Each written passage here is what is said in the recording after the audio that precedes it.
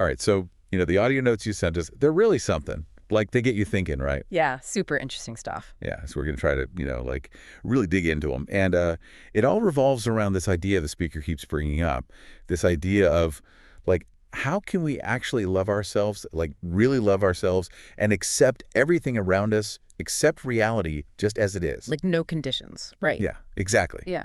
Not because we've got some reason, some justification, some list of pros and cons, but just because, like, that's how it is. I mean, that's a pretty big question, right? Like, how do we get to that point? Absolutely. The speaker seems to be wrestling with that question, like grappling with this whole concept of unconditional love.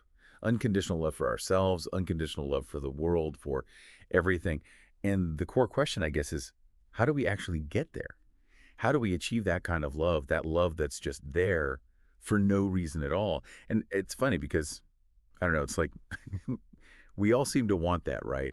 Like we all want to just be okay with ourselves and okay with everything as it is. But then, you catch yourself making those mental lists like, okay, I'll love myself when I lose those 10 pounds, or I'll finally be happy if I get that promotion. You know what I mean? Yeah, for sure. Like, we're always looking for that reason, that permission slip to feel good. Exactly. And it's like the speaker saying that very searching, that needing a reason, Yeah. that's actually the problem. Yeah. Right, right. That's a really crucial point the speaker makes. The speaker's saying that when we go looking for reasons to love ourselves, we're actually kind of shooting ourselves in the foot, you Yeah. know? It undermines the whole idea of unconditional love. The speaker even repeats it a few times for emphasis. For whatever reason the person finds to love themselves, their love will still always have a reason. Yeah, I caught that too. The repetition. Yeah, it's like the speaker's driving that point home. And when you think about it, it makes sense. If you only love yourself because of something specific, something you did or something you have, then, well, what happens when that thing goes away? Oh, right. Ugh. Like if my self-love is all based on, let's say, being a great parent, then, well, what about those days when I totally mess up? What happens to the love then? It's like it was never really there. Yeah, exactly. It was always conditional. It was based on something outside of you, outside of that core self. And that's what the speaker's trying to get us to see, I think. That kind of love, that conditional love, it's always going to be shaky. So where does this whole, like, needing a reason to love ourselves come from? Where's that come from? Well, the Spiegel talks about what they call faulty thought processes, like messed up ways of thinking. And there's this sense of confusion, like we're just not seeing things clearly. Almost like our minds are kind of wired to look for reasons for everything, even when it comes to just accepting ourselves. Hmm. Yeah, that's interesting. It's like we're so used to analyzing everything, picking things apart, trying to find reasons and justifications for everything. Exactly. So what might those faulty thought processes look like in practice? I mean, is it that kind of thing where we're constantly comparing ourselves to others, always feeling like we don't measure up? Yeah, that's a great example. Like when we compare ourselves, it feeds into this need to find a reason to love ourselves, a reason to feel good enough compared to everyone else. Right. Right. And there's that fear underneath it all, right? Like that fear of feeling inferior, of not being good enough. It's like we think we have to earn our worthiness somehow. We got to achieve things, get external validation, just so we can avoid that feeling of being less than. Yeah, I think you're really hitting on something there. And, the speaker actually offers a really interesting way to flip that whole script. Yeah. Tell me about that. Instead of asking, why should I love myself? Mhm. The speaker suggests we ask, is there really a reason for me not to love myself? Like, is there a reason not to live reality just as it is? Wow. Yeah, that's really powerful. It is right. It's like shifting the whole burden of proof. Yeah, it's not about needing to prove we deserve love. It's about questioning whether there's actually any real reason to withhold that love. Exactly. It's like shining a light on all those negative judgments and beliefs we hold about ourselves and seeing if they can actually stand up to scrutiny. And this leads to another point the speaker makes, which I found really interesting. Okay, what's that? The speaker cautions against teaching self-love based on good qualities. Yeah, that's what I was kind of scratching my head about too. I mean, shouldn't we be focusing on our strengths, on the good stuff? Well, here's the thing. It's not that acknowledging our positive traits is a bad thing.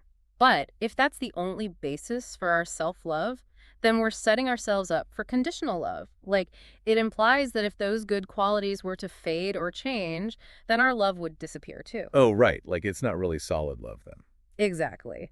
And the speaker's point is that we all have shortcomings. Everyone does. So if our self-love is all wrapped up in being good in certain ways, what happens when we inevitably mess up? It's like building our self-worth on a shaky foundation. So it's got to be deeper than that, right? Like it can't just be about the good stuff. Right. And then the speaker brings up this idea of being bold.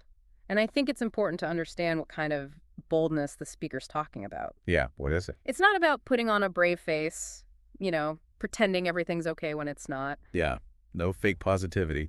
Exactly. The boldness here is about really facing those reasons why we think we don't deserve love, why we resist reality. It's about being willing to look at those negative thoughts and feelings, not flinching away from them, and actually confronting them head on. Okay, so it's not about ignoring the doubts and just slapping on some positive affirmations. It's about actually engaging with those doubts, looking them in the eye. Right. And the speaker outlines a pretty specific process for doing that. Okay, what's that? How do we actually challenge those reasons? Well, first we got to acknowledge them, like really see them. It's almost like making a mental list of all the things we tell ourselves that make us unlovable, all the things we tell ourselves that make reality unacceptable. Right, like get it all out in the open. Yeah, but then, and this is crucial, we got to actively choose to not believe those thoughts. To deny them, or maybe a better way to put it, is to, not give them power over us. To question them. Yeah, exactly. The speaker asks, who gets to decide that one thing is good and another is bad? Who makes the person blame themselves? It's like realizing that a lot of those critical voices, those judgments, they're just voices. They're not necessarily the truth. They're not set in stone. Right, right. It's not like they're these universal laws of the universe or something. Exactly. It's more like they're just these beliefs we've picked up along the way. And the speaker then brings up this word, tenations, like Tenations. Yeah, and they actually clarify that it means investigations. Investigations. Okay, so what are we investigating here? Well, it's about going deeper than those surface level reasons why we're unhappy. It's not just about saying, oh, I'm unhappy because I don't have enough money. It's about digging deeper and seeing if maybe the real reason is that we believe reality should be different. Oh, interesting. So it's not the lack of money itself that's making us unhappy. It's our belief that we should have more money. Exactly. And then we got to question whether that belief, that should, is actually justified. Is it actually true that things should be different? Is it serving us to hold on to that belief? Right. So what happens when we actually go through this process, this investigation, this challenging of those reasons we give ourselves for not loving ourselves, for not accepting reality? Well, the speaker describes it as a process of isolating and eliminating those reasons. It's like we're weeding out the things that are keeping us stuck, getting rid of those barriers to love and acceptance. And the speaker's point is that when we remove those obstacles, what's left is, well, true love. True love with no strings attached, no reasons needed. It's not something we have to force. It's just what naturally emerges when all that other stuff is gone. Yeah, that's a pretty radical idea. It's like saying that love and acceptance are already there. They're our default state, and it's all those negative beliefs and judgments that are covering them up. Yeah, it's a pretty liberating idea. It really is. And then the speaker talks about true good, and I'm curious about how they define that. Because, it doesn't sound like it's about feeling super happy all the time. Right. The speaker actually makes a distinction between feeling good because something positive happened and feeling good because there's nothing making us feel bad. Ah, okay, so it's more about the absence of negativity, of suffering, than it is about chasing some kind of constant high. Exactly. It's like a baseline contentment that's not dependent on external circumstances or, fleeting pleasures. Right, so it's a more stable kind of good, a more lasting sense of well-being. Right, exactly. And then there's this really strong stance the speaker takes on truth. They seem to be really against anything that even remotely resembles a lie, even those seemingly harmless white lies or overly positive thinking. Yeah, the speaker really doesn't mince words when it comes to truth. They basically equate lying for a supposedly good reason with lying for any other reason. It's all seen as detrimental. And they even call positive thinking a negative lie if it's not aligned with reality. Wow, okay, strong words. Yeah. So even if we think we're doing it for a good reason, like to protect someone's feelings or to stay positive, the speaker's saying it's still ultimately harmful? Exactly. The core belief is that all the good in the world depends on the person sticking to truth.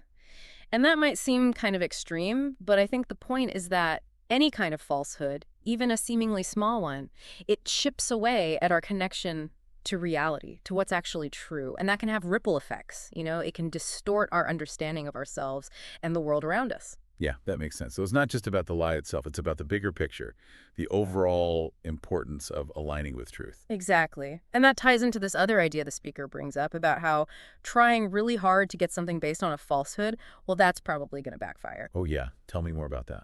The speaker suggests that if we're striving for something based on a denial of reality, on some kind of illusion, then all that effort, all that striving, it's kind of misdirected. It's like we're trying to build a house on a foundation of sand. It's not going to be stable. It's not going to last. Yeah, it's a good analogy. So it's not about denying our desires or our goals. It's about making sure they're rooted in reality, in truth. Okay, so looking back at this whole deep dive we've done into your audio notes, it seems like the path to truly loving ourselves and accepting reality, it's not about finding more reasons to love. It's actually about questioning and dismantling the reasons we think prevent us from loving. And it's about doing that with honesty and courage. And at the heart of it all is this unwavering commitment to truth. Yeah, I think you summed it up perfectly. It's about like facing those shadows, those negative beliefs, those resistances, and seeing if they're actually true. And it's about aligning ourselves with reality, with what is, even when it's tough. And it's about recognizing that love, that acceptance. It's not something we have to earn. It's already there. We just got to clear away the stuff that's blocking it. Exactly. So I guess the question for all of you listening is, what shifts for you when you start to really question those reasons you give yourself for not being happy, for not accepting things as they are? What happens when you bring that radical honesty to your own inner critic, to your own resistance? What happens when you start to really embrace reality just as it is, for no reason at all? And how might that commitment to truth that the speaker talks about, how might that transform your experience? It's a lot to think about. Thanks for sending in these notes, and thanks for joining us for this deep dive. It's been great talking about this. Yeah, absolutely.